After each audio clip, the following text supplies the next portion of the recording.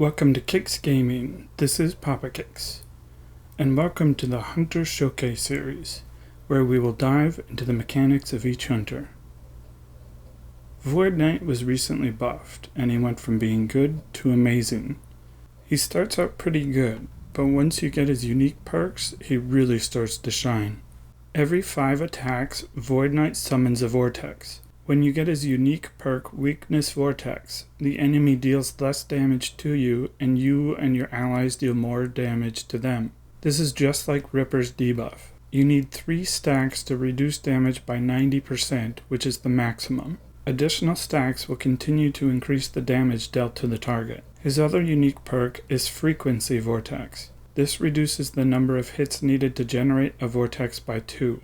With 2 of this perk, every single hit will summon a vortex. The vortex stays for 4 seconds by default, and it keeps attacking during that duration. Now your damage is growing far more than Ripper ever could. In fact, I did not realize until making this video that 1 vortex hits for 8+ times at full damage. That's the equivalent of Spider Queen with 8 multi-shots.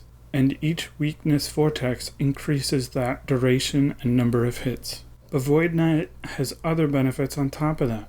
First off, Ripper's melee does not apply his debuff, so he needs to back up and range attack to reapply it.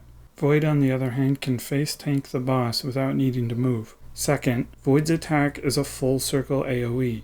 Ripper in melee range will hit anything in front of him, but enemies behind him are ignored and not debuffed. Void Knight does not have this issue and will attack and vortex enemies behind him. Ripper is still useful as a support, but Void Knight leaves him in the dust. Let's look at some numbers. Without weakness, he averages 700 DPS, but as soon as we add weakness and frequency vortex, it jumps up to 4,000. So let's see what's possible with gear.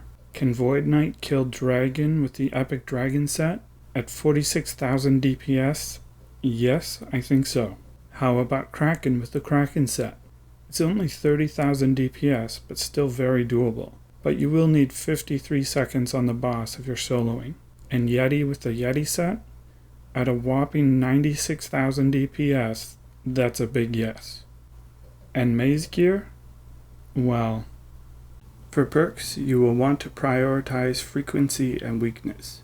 Prioritize Frequency Vortex so that you're getting 1 vortex per swing, as well as getting it out of the perk pool. On no healing floors, you'll want to get Celestial Pact for the extra HP.